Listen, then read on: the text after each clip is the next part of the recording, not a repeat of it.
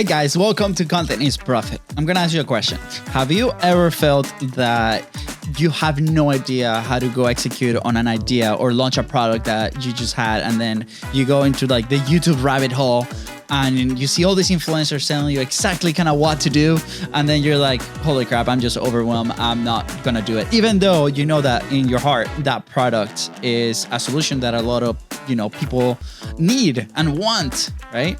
And it's frustrating because I feel like we've all been there. Well, today's conversation, we bring this incredible woman, Julie Bennett, and we met her in our Do the Thing challenge inside of the Content is Profit group, and she's part of the Business Creator Club. And I got to talk with her last week, and she found a solution to like a very crazy problem. And I'll let her kind of explain the story in the show, which you're gonna listen, how she came with the idea of it. And she's developing a product from scratch, and she's tapping into these incredible networks in places that you might not know or even think about when we do online business like this. So we go over different frameworks on how she's reaching out to 25,000 customers for her program, which is incredible, and how she was able to tap into these very niche networks and her playbook to go ahead and sell her product. So there's a ton of lessons. The product it's amazing. She's building it at the moment, and she was like very kind to be very transparent about the whole process. And then we distill it down into a little process that you can go execute today. And she has an incredible experience. She's tried multiple business. She comes from corporate. She has incredible experience. And now she works also with her sister doing what she loves for her kids. So with that said, welcome to Content is Profit. Enjoy the episode.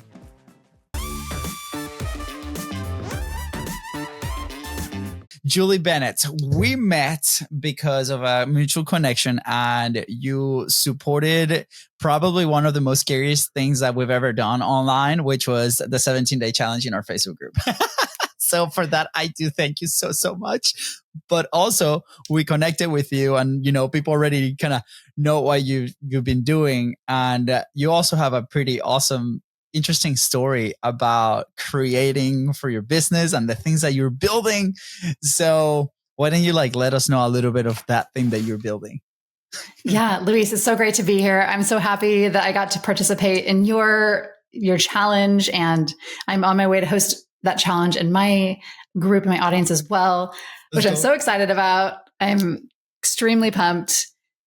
And the thing that I'm working on in my business is to build generational financial literacy, something I'm super passionate about. I believe it's so impactful to give teens and young adults the tools to make really great decisions about their personal finance and give them the freedom to create something in their lives. And what I've been doing is creating a game of credit with my business partner, who happens to be my sister. So you work with your brother. We are a sister act. And we've been creating a game of credit, and everything has been focused on this game of credit. And the reason we got there, is it okay if I tell a short story? 100%. Yes, please. So a couple of years ago, I was standing in a movie theater with my son, my oldest son, who was about 8 years old at the time. So he's a little boy, and it was a birthday party. And the parents had rented out the entire movie theater, and we were there to watch Super Mario Brothers. It was really fun, and everybody's getting a bag of popcorn and a drink. We're waiting in line. My dream party right there. I love the movies. I will go by myself all the time. So I'll be like, invite me to all these parties, please. I got you. Yeah. The birthday parties, it's like the best, right? Because you feel like such a VIP. So we're already having this amazing VIP experience as the only people in this theater. It's all of his classmates. We're waiting in line. He's to get his soda and his popcorn. And the birthday boy's brother is in line in front of us. And he whips out his parents' credit card and he starts charging up all this candy. And my son is watching. And he's like, Mamo, I want candy. Can I have some candy? I was like, hey, this is a really great experience. It's been so generous. No, we're not buying candy right now. That's not a priority right now. And he goes, Mom, just put it on your credit card. What? I was like, back it up. Put it on your credit card.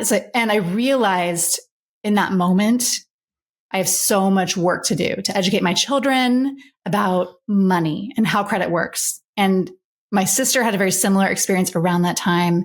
Between the two of us, we have 6 kids under the age of 10.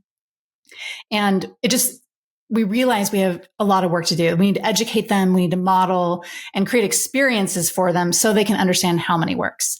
And it started this journey that led us to ultimately the project we're working on right now, which is creating a game of credit. Oh man. By the way, I'm going to be like, where's the wait list? By the way, all the links right below, but like, is there a way that we can sign up for the wait list right now as we're recording?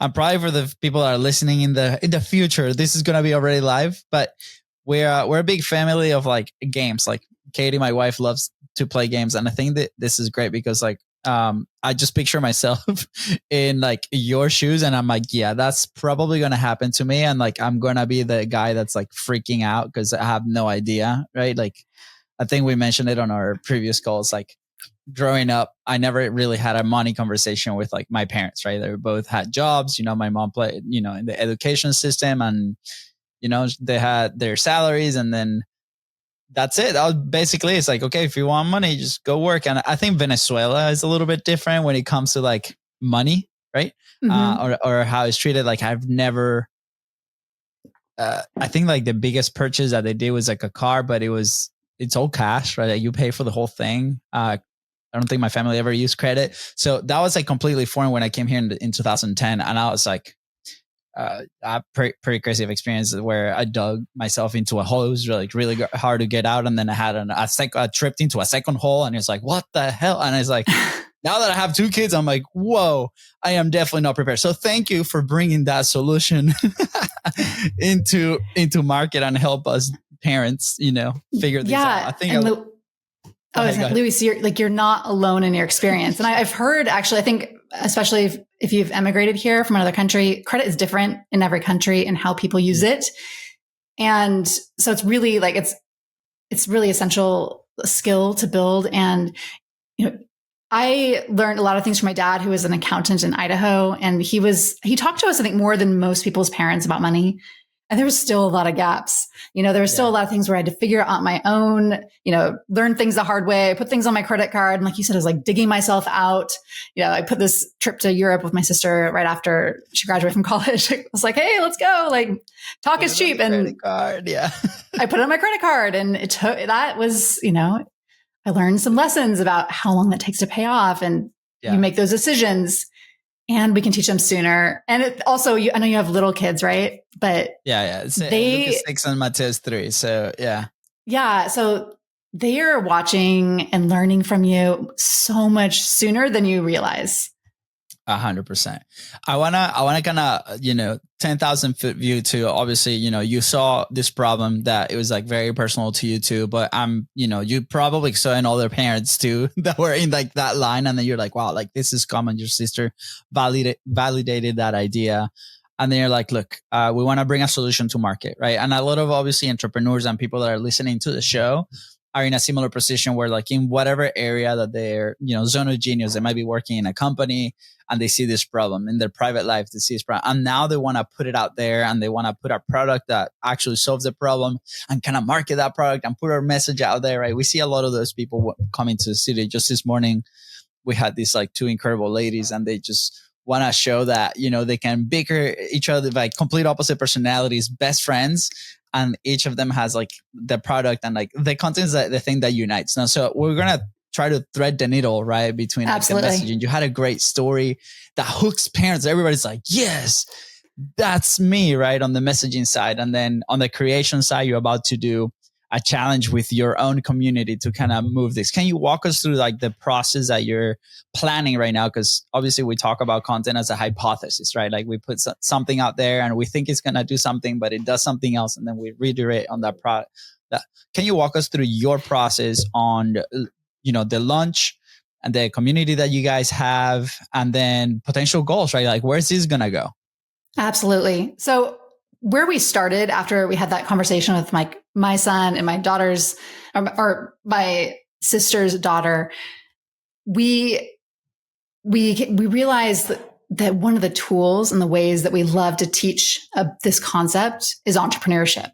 As like an entrepreneur, you know, like there's collaboration and problem solving and creativity. And it's this intersection of all these things. And so the way we started was solving this problem around teaching our children financial literacy and sharing this was we created an after school enrichment program. And so we did 3 sessions. We did 3 classes after school in person with kids in Seattle, upper elementary school students. And we came in. And so we experimented a lot. So a lot of it was like figuring out what's going to resonate. We love this idea of learning through action, right? Doing something, right? I was like, I love to read books and I love to take courses and I'm always a student.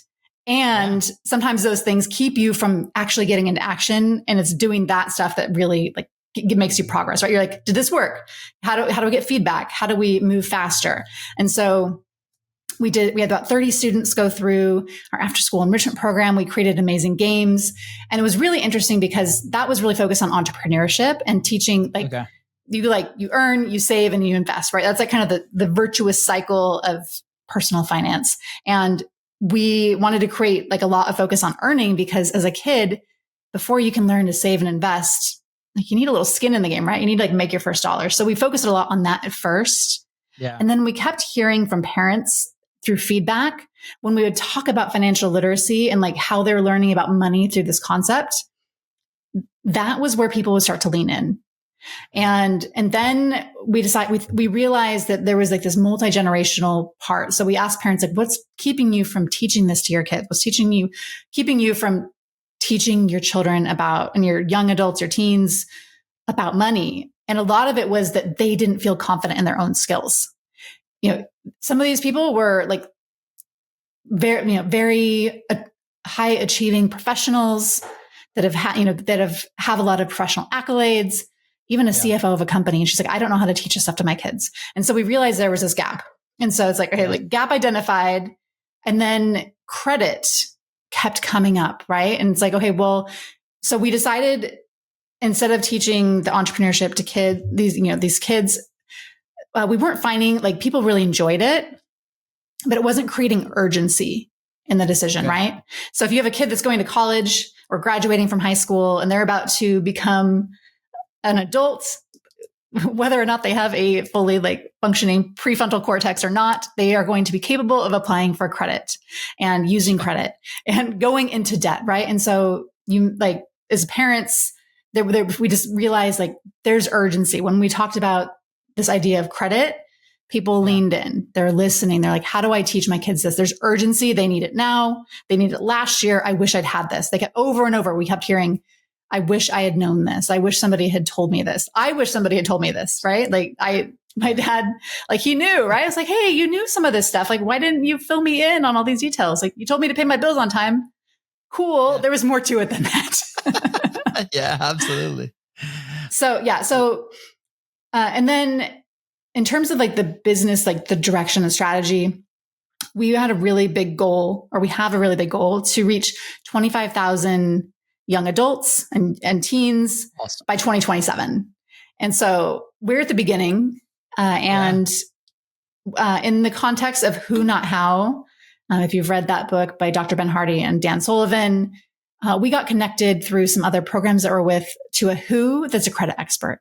And she has this amazing tool that helps people have very specific instructions and like directions and what to do to repair their credit score in order to reach a specific goal they have, whether it's to get an apartment or buy a car, maybe to buy a house.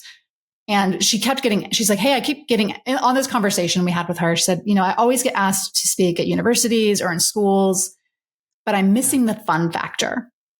And it's like, well, we've been creating these programs for kids to inject the fun, right? To bring the fun, to give the activity so that they can have their own aha moments. They have the experience and they realize like, it's their idea, right? It's like you learn something when you go through something and you have an experience, like kind of like that challenge we did, right? We go through the experience. Yeah. Now we understand it. Now we're like, oh, I get it. I get it now, right? So that's kind of how this came to be. And so our focus has shifted. Our strategy has shifted from this broader financial literacy to creating a lot more content specifically about this credit game and really saying, okay, this is the thing that cuts through the noise and is the signal to people. So that creates urgency. How do we create something also that gives us leverage in our business? Because I want, like, it was really fun doing an after school program, but I'm only one person. Also me and like, 10-year-olds, it's a lot. So it's like, how do I leverage my time? How do we create something that can have a lot of impact, but we can sell over and over again? Yeah. I love it. I was like taking some notes here and I was like distilling kind of like the path, right? That you were sharing with the story. It's like, okay, you had this idea, you go out and test it. All right. How can we test it? And in your case, you did these like live workshops with people, right? And I think that's super interesting because especially in our world that everything is online and now it's like easier than ever because you have a camera and a microphone, you can talk to people through the camera, right? Maybe a live event sounds like super far-fetched, but it's also a very valuable thing, right? Like there's already organizations out there that might have your ideal customer, right? Or that might have your ideal prospect or the ideal person that you can help. And you can just ask for a little bit of time and see if it's a value of them. So which you did with these kids, right? Then immediately you get feedback. Is it working? Not working, right? Kids like, tell you. If they're not having fun, and they're like, I'm bored. What are we doing next? Like they're super honest. They cut right to the chase. Absolutely. And from there too, like as you're getting that feedback, you're finding the gap, right? Like I related a lot to like our specific story with like the studio. We thought it was going to be one thing where like we purchased this studio, people are already kind of working on their content through podcasting. And then we're like, oh, we have the perfect product to, move them into like their publishing journey, which was content momentum, how we create all the clips and all the assets, higher volume. The gap was massive. They're like, I have no idea, what a short form content is, right? I don't even know what podcasting, can do for me. I'm creating one because people are telling me to do it. And we're like, wow, we realized very quickly that gap was there. So do you. So the gap for you in your case is credit, the knowledge around credit, all this stuff, like that very specific thing that you guys picked.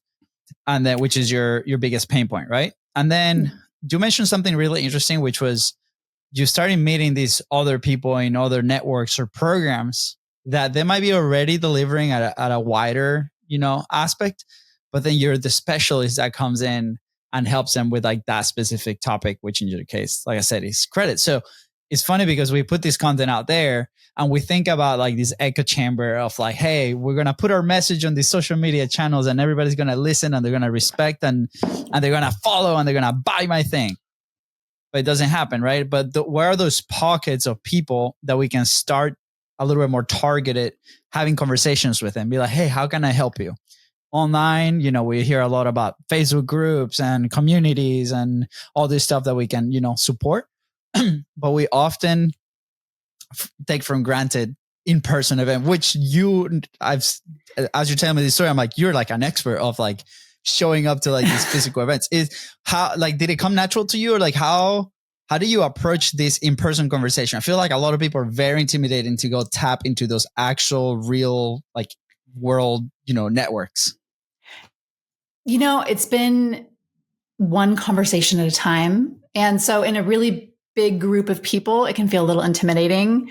I love to have a conversation one-on-one. And it was a little disarming to go into a room full of children, like young people, because we were there to like make it a fun experience, right? There's an after school enrichment program. It was like entrepreneurship camp. And a little over a year ago, we actually did a challenge, an online challenge, and we created what we turned into a mini course on like entrepreneurship for kids.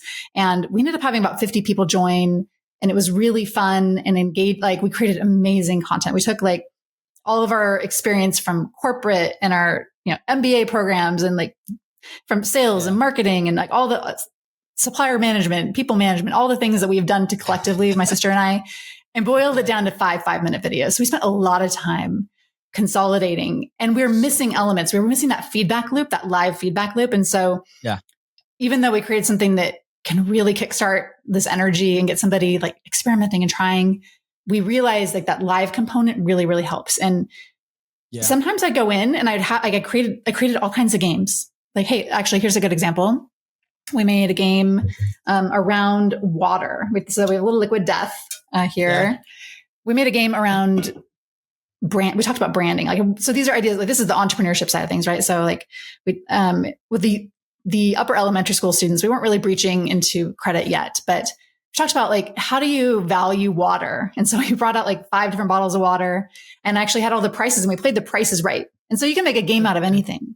Like, and so that's kind of like our secret is like, hey, how do you just make this fun? Let's like make it a game. And we'd pretty quickly like determine if this game was working or not. And so, you know, depending on how much time they'd want to spend on it or an activity, and we'd always have a backup game because sometimes we're like, that one flopped. And so by doing it in person, we were able to get really immediate feedback. And so we were able, like, we developed dozens and dozens of games, which now like we can kind of put into like a library of like things that people can use to teach their kids about money and teach their kids about entrepreneurship and get them activated and energized around creating something and finding opportunities and creating opportunities. Yeah. So that's, so for us, like walking into that room, sometimes it was really intimidating. We did one class. My sister wasn't there. She just had a baby. And it was Halloween. And I will never, ever again, like teach a class on Halloween.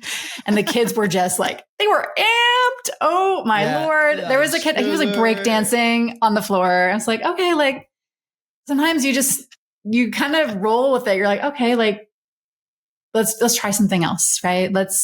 So sometimes we tell a story, sometimes like, and then we would go into the activity and we'd try the activity and see how engaged they were, how interested. Yeah. Did they get the idea? Like we always had like, this is the big idea from this particular activity. And do they walk away with that big idea? I love it. I think that has to be, I'm so fascinated because you're like, I don't have like an actual, like it's not a finished product. Let's go execute and do it. Right. I have a general idea and then there's going to be a second product. I was listening to how I built the podcast and they were talking about Whoop, right? Like this like little band that I have here. And like the story of the guy, I don't know if you know what Whoop is, but it's like this. I haven't heard that one, but I love that podcast. It's incredible. It's like it tracks your sleep and gives you a bunch of metrics. It's like you're recovering, not recovering. Like, anyways, I'm an advocate for the thing. But what they were saying is like, like the first prototypes, like people would laugh at us, right? And then they'll be like getting feedback and then and do it again and do it again and do it again. And there's like this notion on online products or online programs and obviously content that has to be perfect when it comes out. Well, maybe our bar is up here and we release it, here, but for the people from the outside, for them, there's going to be good. And also depends on the context or like the thing. And, this session, I have it so fresh with these two ladies and they were asking me, how was it? Like the interaction, right? How was the podcast? Did it flow? And I'm like, to be completely honest, I wasn't even listening. Like I knew that you guys were recording. I'm like working in the office as you guys do this thing, but I could hear the dynamic and like, how do you guys feel? Do you guys feel like you had a good conversation? You guys had a good time? And they're like, yeah. And they're like, perfect. Do you guys feel okay? Like if this goes out tomorrow and people see it and they're like, yeah. And it's like, it's sometimes like we're so in our heads because, we think we need to like show up. But the second, like you lean in and they're like, they said at the beginning of the episode, they're like, hey guys, like this is the first time that we're recording this thing. It's going to suck. Maybe, I don't know. Maybe it's going to be amazing, but we don't know. Right. And you kind of like lean into that. It's going to be so awesome. And especially also when you're launching products, right? You can tell the people like, guys, this is the first version of it. I appreciate you, like you being one of those like founding people. And this is what we're going to do. This is the goal, right? And this is progress over perfection. 100%. Absolutely. 100%. Yeah. 100%. So yeah, our game, like it's not done. Like it is like part of like, it's done enough. It's ready to help people and make an impact. So like teens and young adults can learn about this.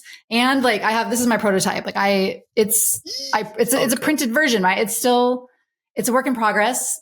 And by giving feedback and getting people in a room and talking about it and getting them to interact and we can make sure that the thing that we actually deliver to them is that much better. And so that's been a huge hurdle, is overcoming that desire to be perfect and realizing that getting that feedback of having it evolve and moving forward is so much better. Yeah. Well, Julie, I'm super excited. I'm proud because you guys are going to help a ton of people. I'm sure you guys already are with the product. I want to shift gears a little bit on you've been a part of like some incredible, communities, and obviously you've executed, along the best, like some of the best challenges that I've been a part of. Right. And so I would love to kind of talk a little bit of some of the frameworks or maybe playbooks that you've seen out there to to monetize from the content itself. And I know that you're going to do something really cool with your group and your community soon, and kind of like why you got to that decision. I mean, like, why is that the playbook that you're going to go execute? Yeah. So one of the playbooks I'm using is the same one you are, which is leveraging the framework, the do the thing framework. And that is like this challenge framework that's really playful. And I love it. Really aligns with Lemonade Standards and what we're doing because it's really playful. It's an experience. You show up, you take action. And those are the things that we're teaching like inside of our, of our courses, and our content is like progress over perfection. It's okay to make mistakes. Like failure is okay. So long as you learn from, those lessons. So that's been an amazing framework. My background is in corporate and aviation. And so one of the things I'm doing is figuring out how do I leverage that experience and apply it in that context of the do the thing framework and bring more people in. So it's like that, bring in work with somebody that has a larger audience and have the one to many, right? So like instead of me doing direct outreach, she's doing outreach to companies, and they're sending out the internal invitations to invite. So for those that are not familiar with the do the thing challenge, or framework, how would you describe it really quickly? So it's a challenge. So it's a daily dare based challenge that gets people into action by like having them show up and they're writing or they're recording video, but they're showing up and they're doing they're creating a habit and they're building muscle towards a common goal, which is kind of determined by any particular group. And so we're going to be like using that framework inside of our school group to teach, to help people like talk to their kids about money and talk to their kids about credit. And but I've been practicing using this framework and leveraging like other people's audiences, that kind of strategy to like, how do we pull them in and then, bring more people into the fold.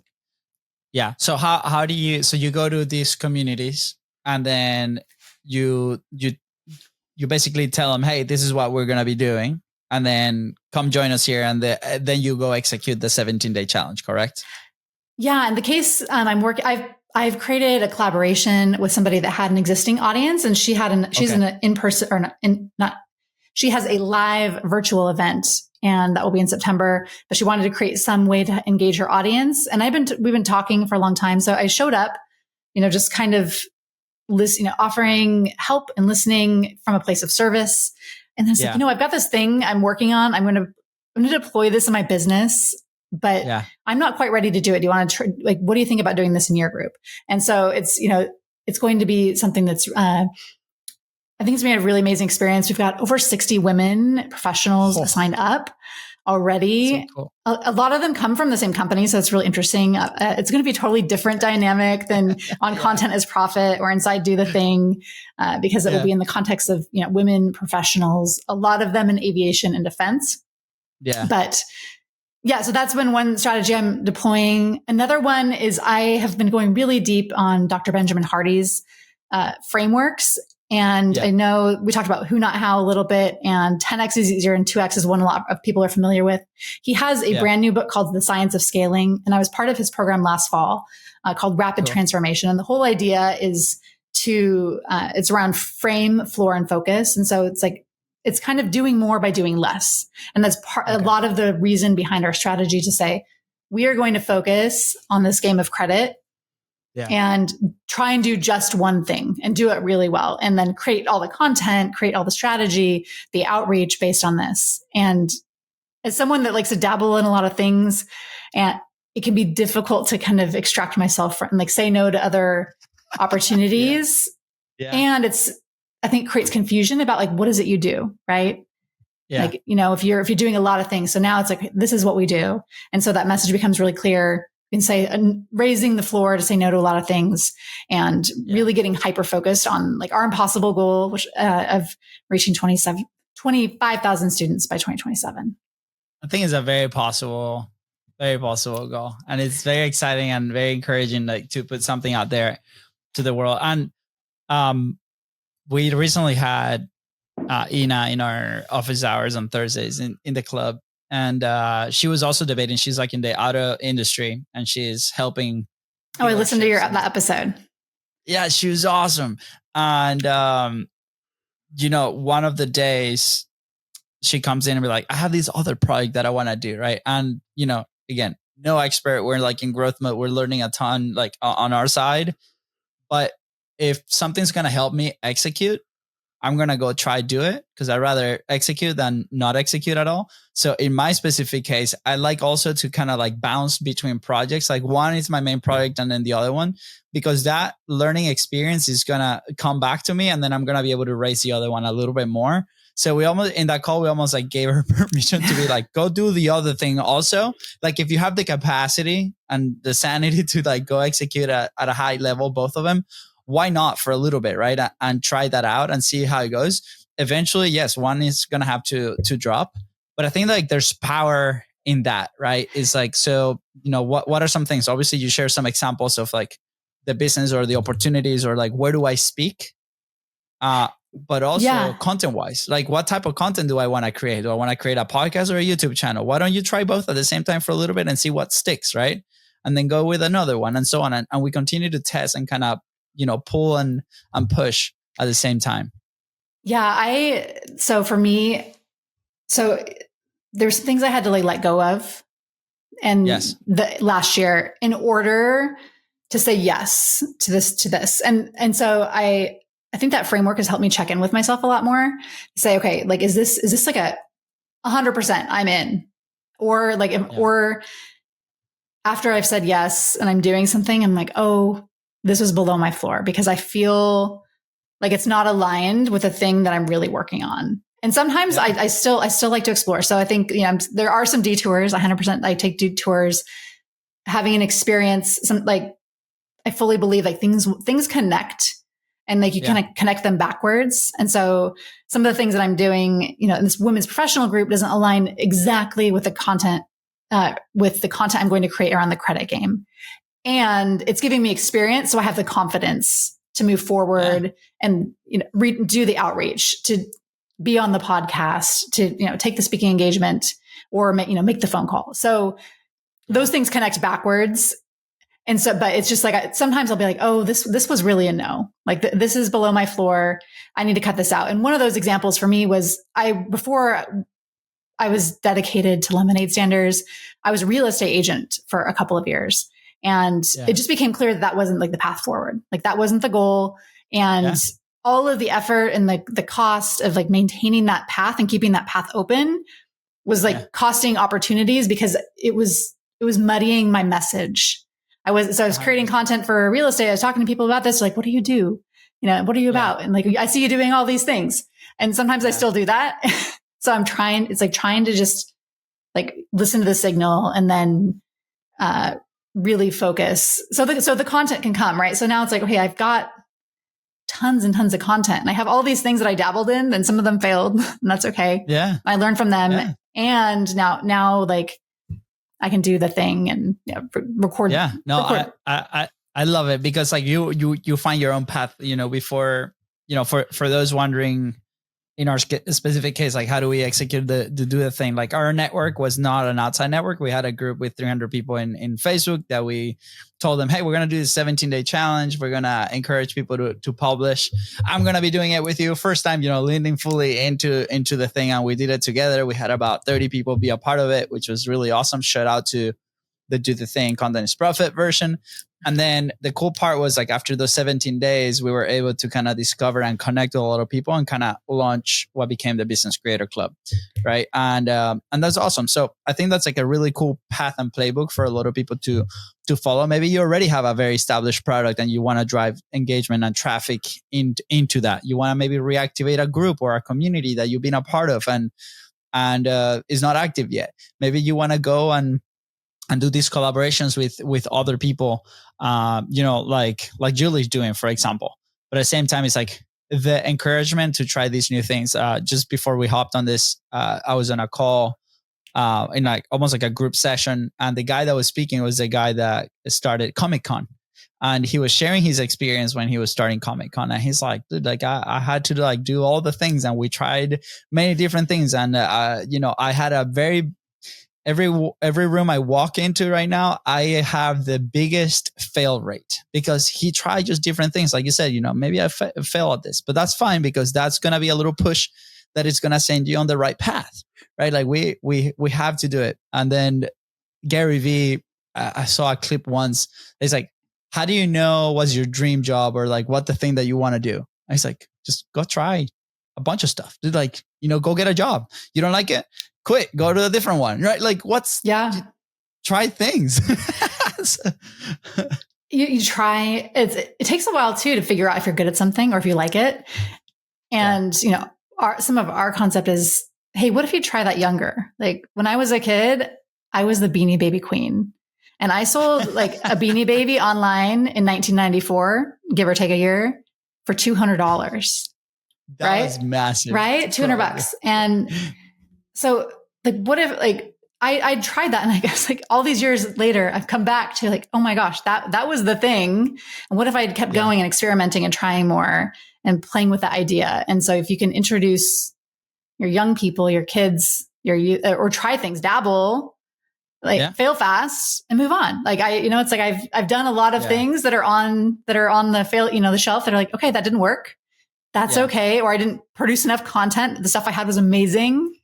And now we're trying something else. And no, that's cool. I want to like, kind of close the loop with, the creation and the business side, right? Where we're trying all these things, right? And it's like, okay, we're high level, obviously, as an entrepreneur, as a person, we're trying these things, but it works the same with your type of content. We've told people like maybe podcasting is not your type of content, right? Maybe you don't like to be on camera for long periods of time. Maybe you like writing, right? And maybe blogging is your thing, or you like more of experience stuff. Maybe you like more condensed, so short form might be the best way, right? So, but you're not going to know until you really try these out, right? And you'll see advice online there's like short form is the best thing, or YouTube is the best thing, and like they're all the best thing, they all work. We just need to be consistent and frequent. They all work, so we got to find our own path. So I highly encourage everybody that's listening, try their own path. Julie, like in your case, like thank you so much for sharing your story, because like not only your product is helping a ton of people, and like your game is going to help a ton of people, and what you're doing with the kids, I'm raising my hand. I'm like, yes, please, like get me in the challenge. I need to learn, but also through the journey of like, going from corporate to following the path and your journey of like creating something really cool and unique.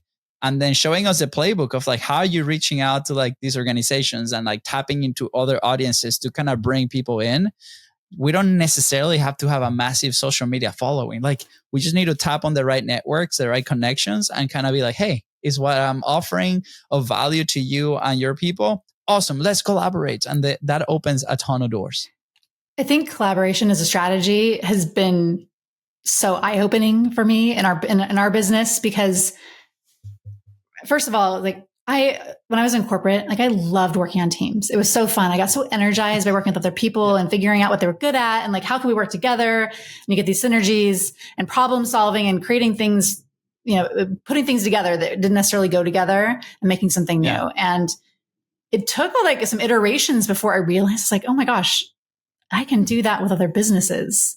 Like it's like, this is like a remix, right? We can like do this mashup, and suddenly we have something brand new. And it's amazing. And like we expose each other to different audiences. You get the different ideas and the energy. And so it's such a great strategy, and it's really fulfilling. And then when I also realized, my friends, this is all a game, right? Like this is a game. Like, I don't know, like you're an athlete. Like we are playing a game. I don't know about you. Like I used to play soccer too. Like I love to win. And so it's like, and when you realize you're playing a game, like, hey, let's get the best team we can.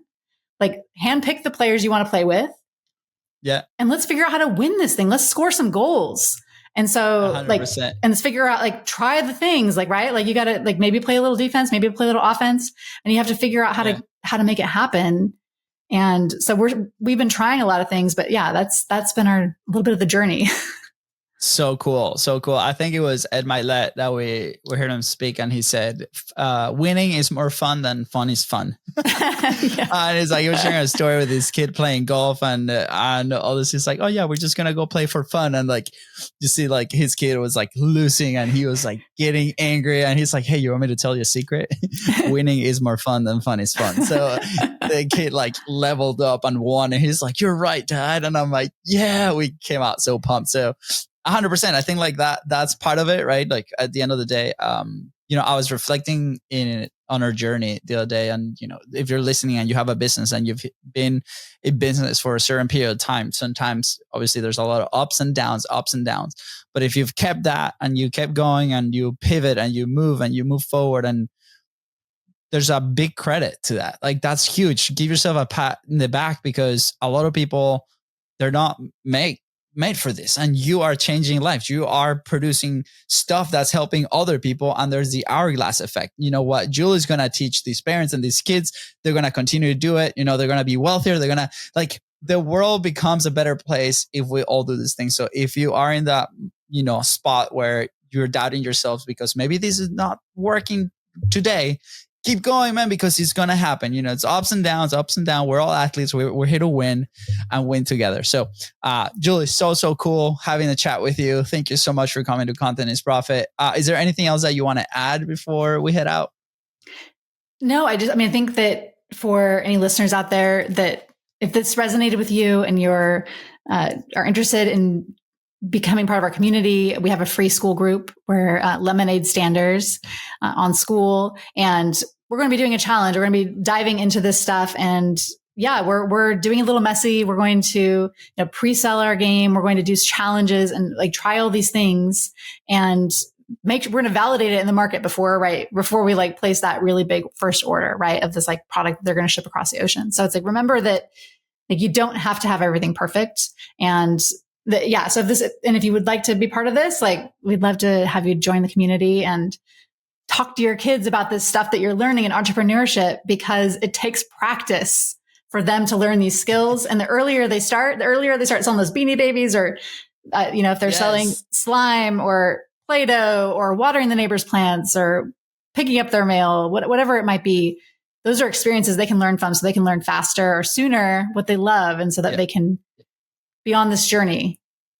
100%. And we're going to leave the links right below. You got to scroll down, click on there. I already, as you were mentioning, I applied to be part of the school community in there. And I'm going to learn just like everybody else. So if we see each other in Julie's group, say hello, please. But yeah, I go back to when the kids' birthday, they're like a day apart. And so we've been throwing like this birthday party with these inflatables. And the company that we rent the inflatables from is like run by these like 2 15-year-olds. Like they just show up. It's this kid and his friend. And they just rent these inflatables for like weekends. And they're booked out for the entire year. They're making bank. And I'm like, bro, like you guys are going to get far. This is so awesome. And it's like, I think their dad invested maybe $300 in like their first inflatable. And like, they'd be just like doing this during the weekend. And it's so cool to see. And I'm like, Luca, help them out. And in my head, I'm like, yes, like this is the thing. And, maybe we live I think we're very fortunate that we live in this country that a lot of that can happen at that age. Growing up in Venezuela was like, that might have not been an option for me at that point in time. But I think it's incredible what you're doing, what you're teaching these kids to do. So thank you, Julie, for coming and sharing your lessons and your journey and like where you're going with this massive goal. So everybody in Content is Profit and Business Creator Club, let's help her out. 25,000 students by 2027. Let's go. Let's go. Thanks so much for having me, Luis. It was great to see you again. Absolutely. See you guys in the next episode. Bye.